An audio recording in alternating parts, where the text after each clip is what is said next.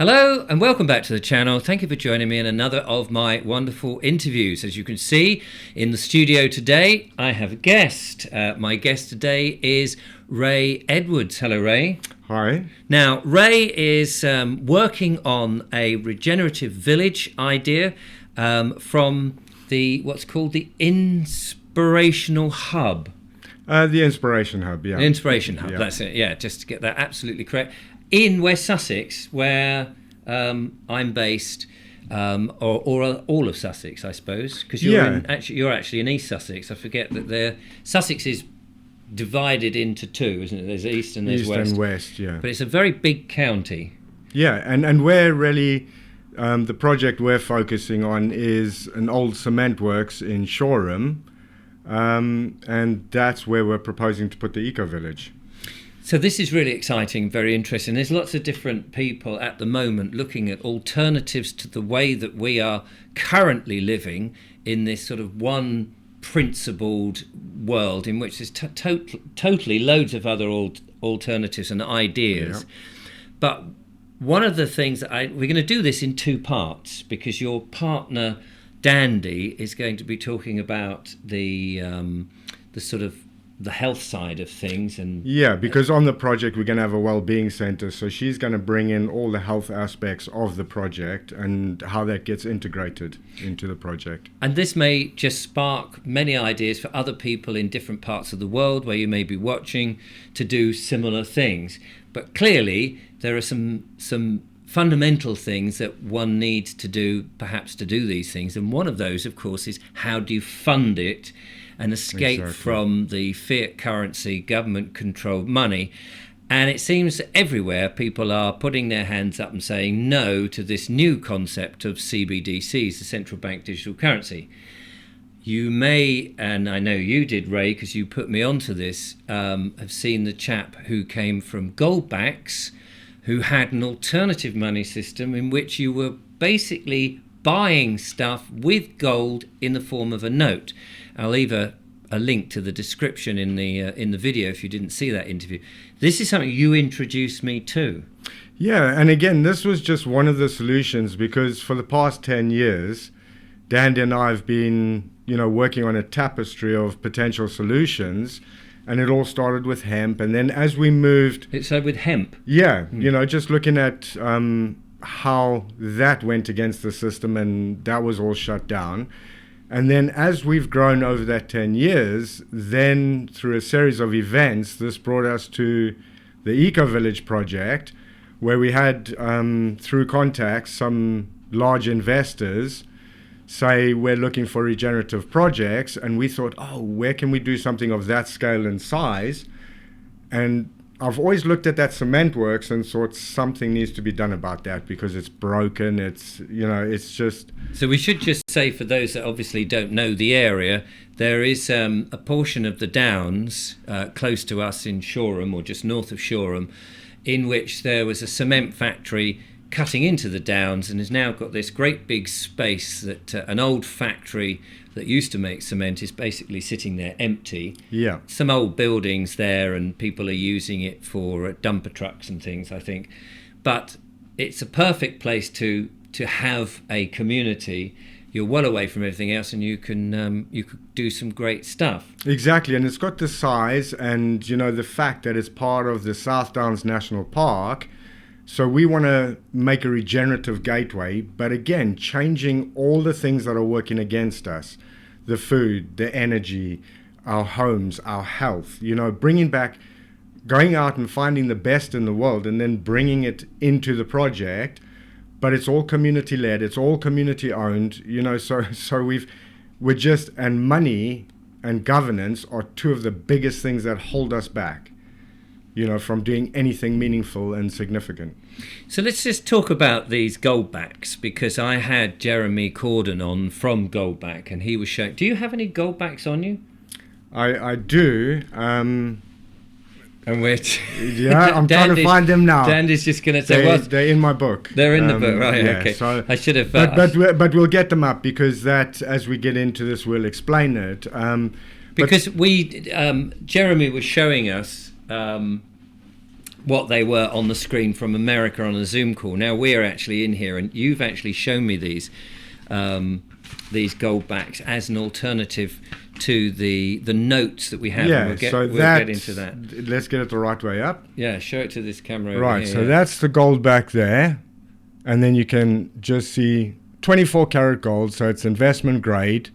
And it's just a fungible, exchangeable note that we can use instead of the piece of paper promissory note, I promise to pay the bearer. So it's just looking at how do we change the system as it is into something that doesn't break the norm of what we're used to doing. So we're used to dealing with notes, so this is a replacement note. And then cards, we can get a card, we can program the card, and every token on this card can represent one of these gold backs. So you can do it digitally, physically. So it's working very much the same as the banking system is today. But without the corruption. Exactly. And also without the debt. Right. That's the biggest killer to any economy is debt. Yes. And we don't need it. Usury used to actually be legal under all the religions before, and now it's just the norm. Yeah. So I was. Can I take the note out of the yes, plastic please thing? do. Because I've only handled these a couple of times, and now on the back of the video that I did with Jeremy, look at that. Isn't that is it is lovely. I mean, it is a note. I'm not going to fold it. Oh no! I mean, that is the he did sample show us for us. Yeah. You can beat it up and everything, and you do see the creases and the bends, but you do with any other note.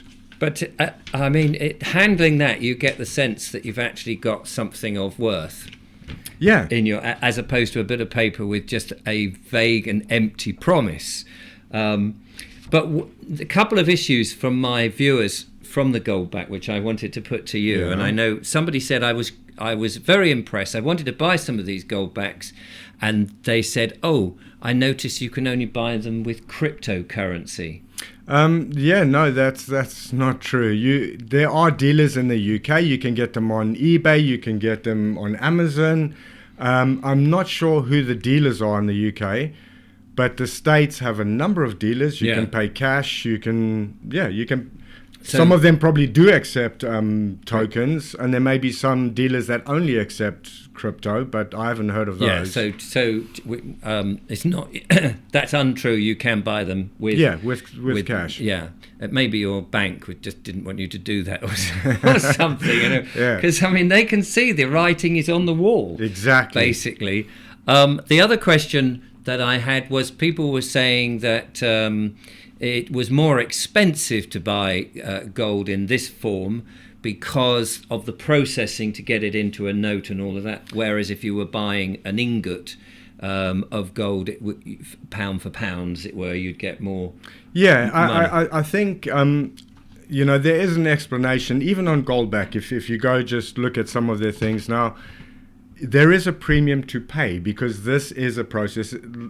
Like I said before we came on, with a pencil, that is a lot more expensive than the timber and the graphite needed to make it because there's a process that it has to go through. Somebody has to pay to... And to get gold in a note like this takes some doing, especially 1,000th of a troy ounce, because I think the smallest like coin type of thing they've done is way more than that, and that has a massive premium on it. And the thing is, if you've got, as you say, 1,000th of a troy ounce that is worth somewhere between £4 or £5 or £6, whatever it is in relative, well, in fiat currency, you're going to have a tiny little ball. Exactly, in gold, which is less convenient to find and easier to lose. And the whole point of this is that, as you said just now, it's familiar with most people, well, everybody who's ever handled any notes. It's just all you're doing is changing paper, which has printing on it, or these days it's some sort of plasticky thing, which has no real value, and we'll get onto that, with something that has intrinsic value in and of itself. And you effectively become your own bank. because Exactly. your wallet or your wherever you're keeping it, your pocket is the bank. Yeah, that's it. And again, I think this is because gold has always been viewed as, I need to have a lump of gold. Yes. Okay. Now the thing is, it's the same as a car, using the pencil analogy again, but the same as a car. Your car is worth way more than the scrap steel value or the rubber value or everything else. It's not the spot price. Everyone keeps going spot price of gold. That's for a little lump of gold, like you say. Yes. But when we put it into something as beautiful as this, you want to make it appealing to people so they can hold it, treasure it, exchange it, gift it. Yeah. If you're going to gift this, I mean, there's a lot of people that would love that just as a gift, knowing it's investment grade 24 karat gold. And the other thing is that once looking ahead, you have more and more shops and businesses happy to trade in a familiar form, like a note, rather than an ingot here or a lump here or an old ring here, because that would just be very difficult. You need a universal thing, and a note does seem to be a sensible solution, seeing as that's how we've been doing business face to face, especially privately without anybody else knowing what you're up to, buying objects. It's a bit of a no-brainer. Yeah, exactly. The only thing that I would say that would stop this, particularly in this country and maybe in other countries, is that when you look at the design, which has got nothing really to do with the value in terms of the intrinsic gold value, but just the design, I know that perhaps people might go, we're in Britain and that's an American thing, and they may try and persuade their farm shop to sort of take payment in gold, and go, but that's an American currency. And you go, well, it's gold. Yeah, but it looks American. It's like, yeah, but American gold, English gold, wherever gold, it's still gold.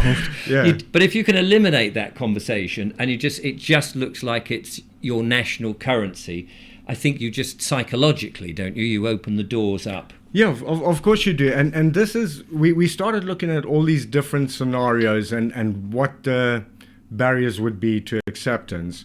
So we want to try keep it as simple as possible. At the moment, we use a debit card and we use cash. Yeah. So this is really saying we could, on a card, issue digital tokens, all right? And every time a token is issued, that is a gold back in production. The moment we reach, it's 90, for our region and for this project, it's 96,000 gold backs that we would put on a lease back program. So we say, okay, we'll pay for the gold backs, but we'll allow Goldback Inc. to circulate those, to vault them, to produce them. And in other territories. In other territories, because it's just the gold, remember? Yes, so they're yes. doing it in their notes. The moment we hit 96,000 goldbacks on leaseback, we can sponsor our own design. And that's really the view we have for the ecovillage project, is because it's located in the South Downs National Park in Sussex. It extends from Winchester to Eastbourne, and you have over That's 100 miles. Yeah, and you have stretch. around 2 million people living within 5 miles of that national park. Right. So it would be easy to hit that 96,000 mark, where people go, okay, yeah, I want to, a gold back, but I'm going to take my points, so I can still exchange those with the shopkeepers, knowing that it's a gold back in circulation, vaulted, or in our possession, i.e. the project treasury. And we'll get into that in a bit. Then when we sponsor our own gold back, that's where we get the community engagement to say, okay, we could even run a competition for the design. Yes. Would it be the flora and fauna of the national park with a little local feel of the cement works? Maybe a little icon there to represent that we are regenerating that site. And then every community around the South Downs can then reach that threshold and create their own design or sponsor their own design. Now it has a local feel, even a bioregional feel, because we're setting up this project as a bioregion. And there's 430,000 people, Worthing, Brighton, and all the villages around the project. Sorry about that. No, don't worry. Bash the microphone, see if I can. Yeah, I don't want to talk anymore. No, so this is what it's about. It's about the community becoming involved, becoming participatory, in the actual project itself, and the money. And that's interesting, isn't it? Because it's their money. Exactly. It's and not the bank. Exactly. And the Treasury itself within the decentralized human organization, because we call it the Inspiration Hub do. So the Treasury belongs to the community. There is no one group or one person that can say, this is what we're going to do. The community has to say, no, that is what we want to do. We're going to vote on that. We're going to put a proposal forward.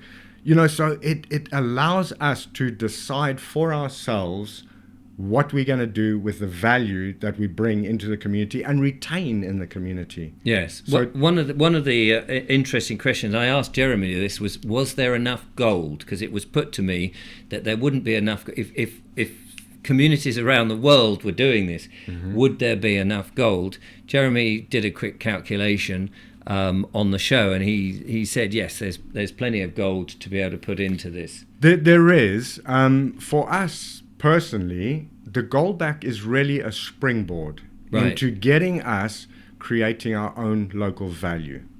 So initially, yes, we're going to do the gold backs, but then we can move into affordable clean energy as a backing for the tokens on the card. We shouldn't get trapped, in my mind, we shouldn't get trapped into just one modality. The last thing we want to be doing is promoting further extraction of gold from the ground. Right. But there is certainly enough gold now to kickstart this in smaller communities, and by the time we've reached that critical mass, we won't even be using a fraction of the gold that is out there. Well, that's interesting, because I think that's another thing that people are worried about the further extraction, and then who controls the gold price and all of that. But we do have enough above ground gold now. You can see it in the jewelry. You can see it.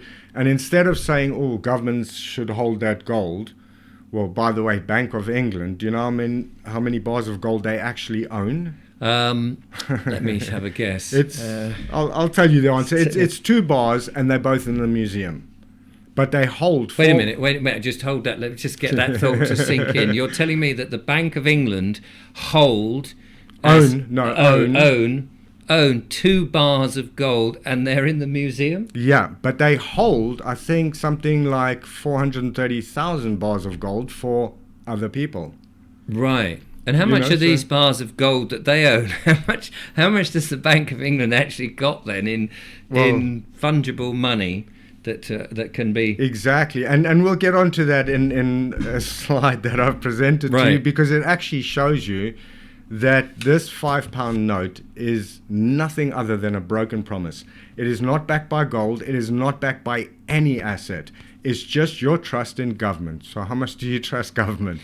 Well, at this moment, not a lot. Well, there you go. Should we do that now whilst we've got it all set up? Yeah, we may as well. So, to us, we want this project to become something that's exciting, that can show people that you don't have to feel stuck. You don't have to feel caged. There's ways to break out of the system, or even break the system. But governance and money experiment, let's just do that, because they've been experimenting on us for so long now. This whole system they've set up is just an experiment. And the game is overcoming the 2 main obstacles to our sovereignty and freedom. So if we just look at the £5 note, and you see there, I promise to pay the bearer on demand the sum of, and then it's got the £5. That's your £5 note. Yeah. So if we go down, because I think this is really crucial to hear what the Bank of England themselves say, and it might be worth you reading that, because I think you're really good at that. Thank you very much. Puts me on the spot. But it says here, as you can see, if you look closely at any Bank of England banknote, you'll notice it contains the promise to pay inscription. Historically, you could exchange banknotes issued by us for gold, but the link between notes and gold was broken a long time ago. Since then, banknotes have been a form of fiat money that is not convertible to gold or any other asset. We stand by the promise to pay, but exchange into gold is no longer possible. Today, our notes can instead be exchanged for other Bank of England notes of the same face value. So nowadays it makes more sense to think of money as a kind of IOU. And that is a statement from the Bank of England, which is quite remarkable because it basically says we'll exchange one bit of paper that we printed something on for another bit of paper that we've printed. But you see, I view it as we will pay you a broken promise for a broken promise. Yes. You know, so that's but that's not backed by anything, not backed by gold, not backed by an asset, not even the productivity of the people. It's backed by nothing. So it's only backed by the trust you give it. Exactly. And as you said before we filmed that 60% of people have lost trust. Yeah, the ONS says that only 34% of people trust their government at this stage. So if the other 66% just went, actually no, we rather trust ourselves to create our own value in our community using the technologies. You know, this is just an NFC card. So even we could program these cards to go offline, you know, to say it's a near frequency chip. You just have a reader, your smartphone or anything else. I'll exchange with you, and knowing that every single token on that card, let's just call them loyalty points so we stay out of the regulation. But let's just call them loyalty points with zero knowledge proof, so you don't have to give your information to anybody. And this is one thing we would need to work on with the community. But 430,000 people in the region of the project, I'm sure there's a lot of people that could program this card and come on board with the do and say, yep, that's the job I would do, because we have the skills and talents. And if we all just bring them together to create all this, now suddenly you know that every token on there represents one of these in actual physical form, you know. This sounds absolutely amazing. And how do you go from the idea of this then into making this a reality? Okay, so this is, I think if we go a little bit further, just with the Bank of England, because we really need to get to what we're dealing with now. So this is how I've always seen it. Money is debt. It's just mad. It's absolutely insane. So what is legal tender? If we just get the viewers to understand what legal tender is, again, from the Bank of England. So you want me to read that out, do you? Here we go. It's... So many people are confused about what legal tender means. Debit cards, checks, and contactless aren't legal tender anywhere.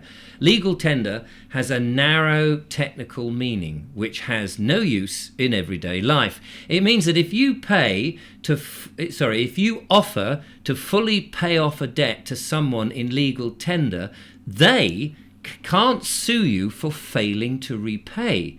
It's actually about settling debts rather than how you can pay for things. So really, that's what I'm saying. This is about paying off debts.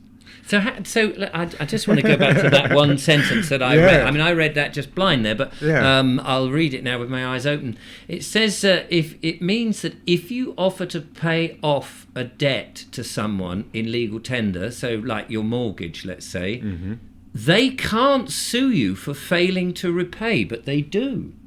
Okay, now here's the thing, because if you pay by debit card, checks, or you're doing a bank transfer, that's not legal tender, is it? Okay, so of course they can still sue you. Right. Because you're not offering to pay off. You're not paying in legal tender. So you see how twisted this becomes. They've trapped us in this. Because you think it's legal tender, you just assume so. Of course, because the government has told us. Yes. You know, or the bank has told us. Cheeky people. Okay, and then.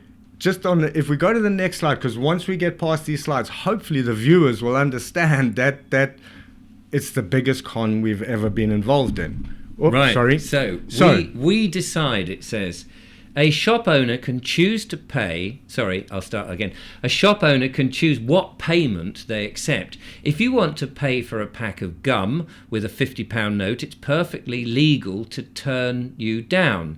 Likewise, for all other banknotes, it's a matter of discretion. If your local corner shop decided to only accept payments in Pokemon cards, that would be within its rights too.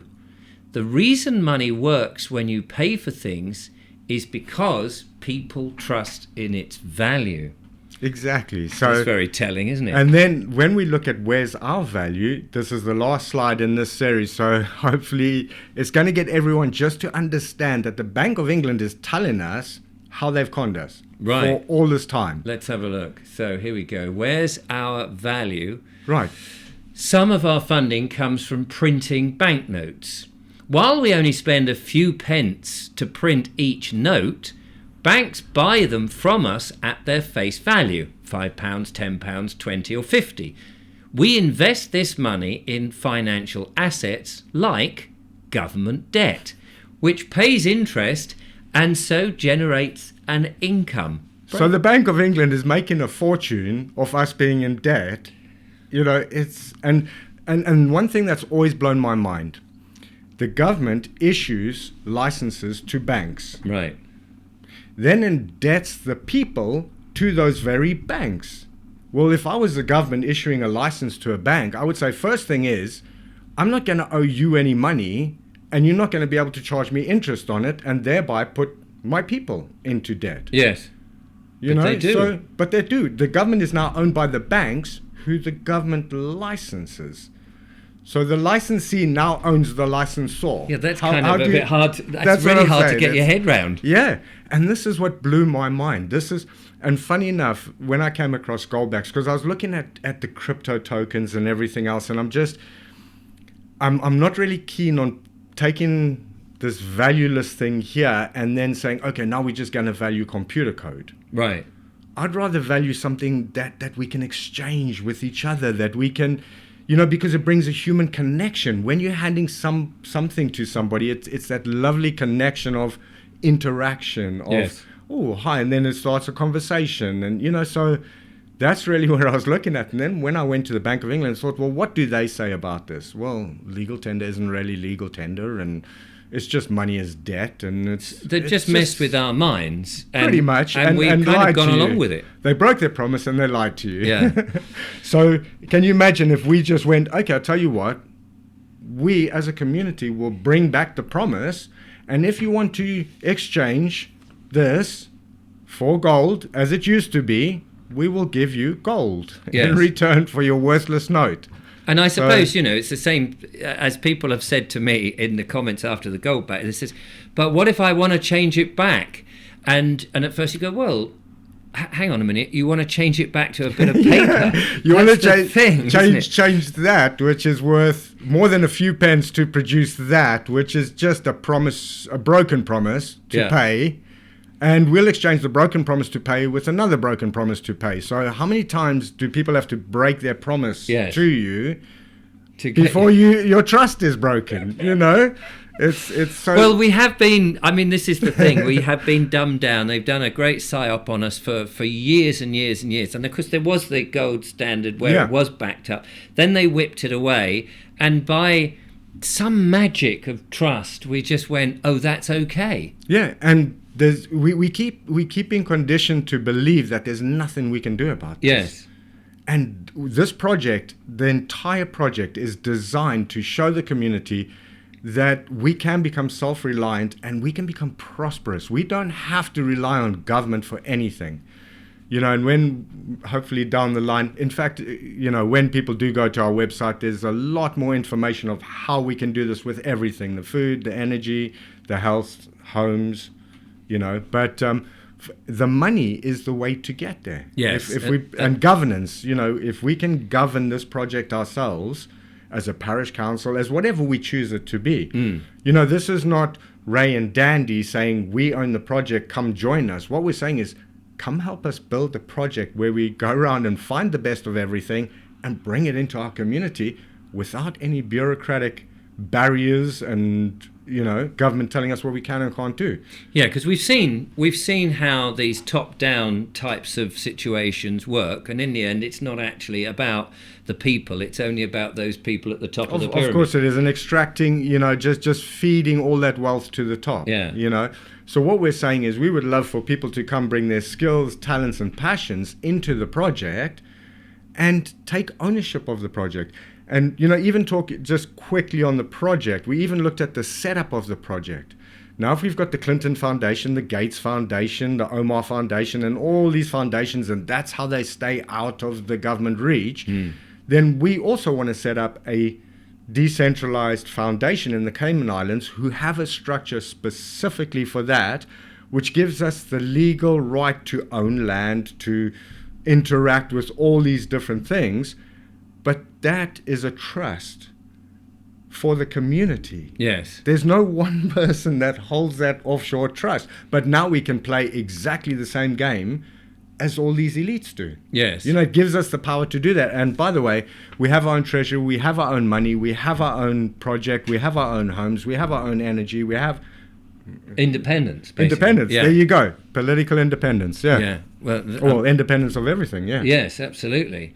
So So this sort of thing, I mean, you're thinking of setting this up in as you said, in the south here where we are, but there may be people watching going, this is a brilliant thing. We've been thinking of something similar, but we haven't got the ideas fully nailed down. This is something I guess you'd be prepared to sort of help other people who want to set up similar projects, because ultimately all of us are going to be in the same boat. Of course. And again, every part of what we do will be transparent, and we want to share this. There is no reason why other communities can't be copying exactly what we're doing as we do it. Yeah. And start trying their version with their local culture, with their local environment, with, you know, and then we can share this information. Now, we're part of a much larger group called Seeds, which they've already started building eco-villages around the world, in South America, in Africa. They're looking at all the different places. And in fact, they're the ones, through a marketplace called Local Scale, they've set up a marketplace already where, you know, you were talking about shopkeepers accepting goldbacks. Yeah. All they got to do is just sign up to the marketplace, which we've got a few people in Sussex already on there, and we can start exchanging food, energy, all these technologies and all these processes we can share. And of course, once you've got a few of these places who are thriving on the back of this, other shopkeepers will be thinking, hang on a minute, I want a bit of this action. Because these old promissory notes, especially at the moment with the threat of banks going under left, right and centre, and of course the concept of the CBDCs, which are being rejected by lots of places, countries around the world, fortunately. Yeah, I don't know if you've seen what's actually happened with the Naira in Nigeria. No. Okay, well, so just briefly, this is my understanding. I'm just going to give you briefly, just to show you the CBDCs, and also that people shouldn't get into this position of fear, because what happened there, the government actually withdrew cash and just said, you can't have cash anymore, you can't draw it out, you can't do anything. You can only accept this Naira, which was a CBDC. So in rural areas, they started hitting this starvation point where we can't afford to buy food, we can't do anything. So they've now gone back to bartering. Right. Even to the point of saying, okay, so we can't afford to see Western doctors now, so we'll go back to the shamans because we know they have the herbs that can help us heal. And then the government panicked and said, oh, no, okay, so we're going to allow we've issued a new cash, you can come get your cash now. And they're like, no thank you. It's like, so it's actually had a kickback effect, and that's my understanding of it. I'm sure other people can go deeper, and there's more nuance. Is that because people just said they just did not want it? Well, they were starting to starve. No, they were just starting to. But even starvation, they wouldn't switch to the CBDCs. No, because a lot of the people in the rural areas don't have the technology to be using the CBDCs. Right. Okay. But it impacted them first because, of course, it always does. Any kind of program like this impacts the lowest income first, which in Nigeria are those in the rural areas. So I go, oh, okay, I'm growing this, you're producing that. Okay, let's start bartering like we used to in the old days. Yeah. I mean, the only way that the British, when they moved into Ghana, managed to break their local currency was by imposing a hut tax. And that could only be paid in British pounds. That's how they broke their... Because they were finding it so hard to break their local currency. Right. Because they were, take British pounds. And they were like, no, thank you. Well, this kind of story has got to get out to more and more people so that they know. Because unfortunately, life over here is more convenient and easier. Of course it is. And we're easy to sort of just, that's just how it is. Yeah, I've got food on the table. That's okay. You can be manipulated. I mean, one thing that Sovereign Pete pointed out was that if you'll say you've got a mortgage in fiat currency and you've got CBDs coming along and they want to switch because they're turning off fiat currency, you can't switch your mortgage to a different currency. So if you acquiesce, that's fine. You can carry on paying your mortgage in CBDCs. But if you say, no, I don't want to change my mortgage into CBDCs, basically you no longer have a mortgage because the currency you were paying it in has now been withdrawn. So you don't have not anything. Only that, shall we go back to legal tender? What is legal tender? It's like so all they're doing is they're just trying to bring a 21st century feel to the con. You know? And to me it's like, again, we talk about discrimination. Well, that discriminates against those who don't or can't use a smartphone or that technology, so now we're shutting out a big portion of the population, and it's just like, hold on, nobody voted for this. Yes. So again, it's bringing back governance. Now, if the 66% of people that don't trust their government want to change the government, we could all just come under one banner, political independence, and just go, actually, tell you what, we're going to vote on policy, and politicians who administer the policy we voted on, we're not going to vote for you and let you create policy, because that's where we've been going wrong. Absolutely. We've had that experiment. And the first policy is healthy food will be more affordable than processed food. Right. Because we demand that the subsidies go to biodynamic organic food grown locally instead of to these big corporations that make processed foods. Yes. Same with water, presumably. Exactly. With everything. We have the technology, and if we decentralize, again, let's just look at wind power. We don't need all those big centralized wind turbines and everything else. We have technologies that go on the home that will use a combination of wind power, will use a bit of solar, but there's just, I get sort of lost in this because there are so many solutions that we have that can be put on the homes we build. And that's what we want to show in the project. Yes. Is we can produce our own energy. We can produce our own food.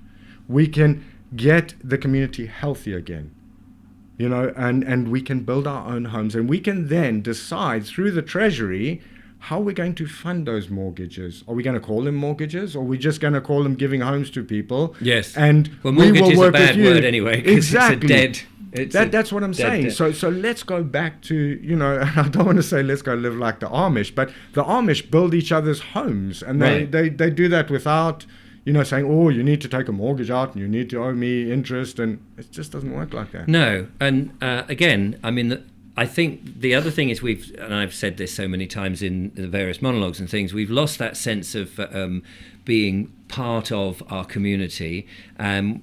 We've lost that sense of taking responsibility for not just ourselves, but our neighbours. Yeah. And a sense of belonging. And when you feel you belong, and, there'll be neighbours you don't get on with, but you still accept them. Yes. Because that's them. Yes.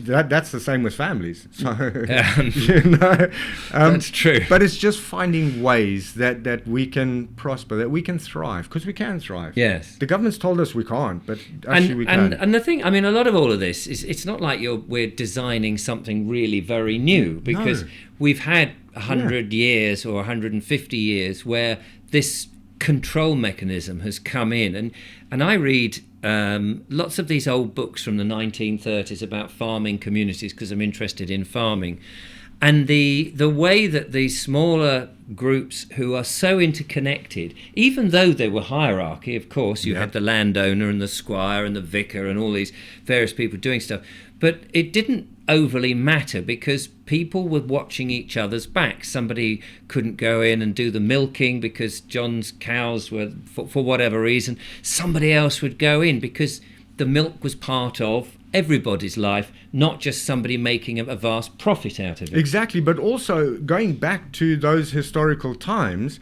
they used to get a lot more time off to go tend to their land, to start growing their own food, to start, so even though there was that hierarchical structure, they still had more time off to do their business, grow their own food, and nurture children into the ways of the world, not into the ways of corporations. Like Dandy keeps saying, let's just make it new old. Let's take the best of the old and the best of the new, put them together in our community, and then let's just do that, So where can people find out a bit more about what you're doing? We're going to do a part 2 where we're going to talk to Dandy, your partner, about the holistic side of all of this.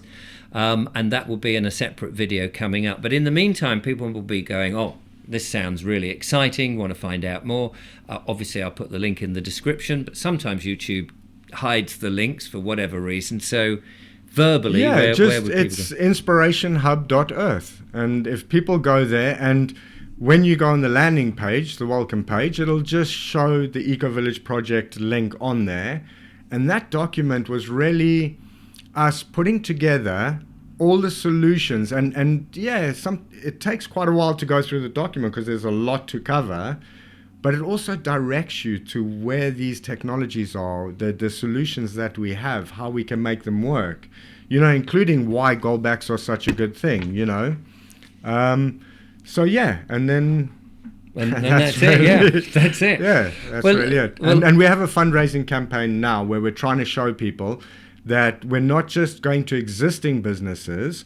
All the money we raise from doing the goldbacks, all the profit we get from there, from the wholesale to the retail price, because we want to bring them in wholesale for people, make it affordable. Any profit we make from that is going to be invested in regenerative local businesses. One of them, as a case example, is Dandy's Raw Chalk, which now is home compostable packaging. It's raw. It's only got organic ingredients in it. When you say raw chalk? Raw chocolate, yeah. Oh, raw chocolate, lovely. Yeah. Well, I'd be into and then Dandy's agreed that she has 7 flavors. So what we're going to do is put a goldback in each of the 7 flavors over a few bars, so that when people open it, so we can start showing people, then you can, with the shopkeeper, go, I've found a goldback, I'll take 2 chocolate bars, or you can keep the goldback. Yes. That's entirely up to you what you do with it. It's kind of the Willy Wonka. Exactly. Something, again, things that people know, so we can show people how we can transition without this fear of we're ripping away from somebody and it's going to be painful. Yes. No, it's not going to be painful at all. Well, do tune in to the next one. Watch out for the next video, which will be part 2 of this interview, and we'll talk to your partner, Dandy. She's actually sitting just over there. We're going to go and have a cup of tea, and then we'll record it and put it out. But in the meantime, Ray, it's been fascinating, and your enthusiasm is palpable. Thank you. And what's great is to have been able to go to the originator of the goldbacks and get him as an American telling us about his story, and then how we can use it over here, and of course other countries can do the same, of course, and use this marvelous technology in which you've got something of intrinsic value in and of itself, and it's a good middle finger up to control that various governments like to have, and particularly banks that have treated their customers terribly, absolutely terribly. And so there you go. So look out for that. So Ray, thank you very much. Yeah, appreciate it. It's been wonderful, and we'll be interested in your comments, of course. So, in the meantime, thank you very much for watching. I'll be back with more of my monologues and wonderful interviews, etc. But from Ray and I in the studio, thank you very much. See you next time.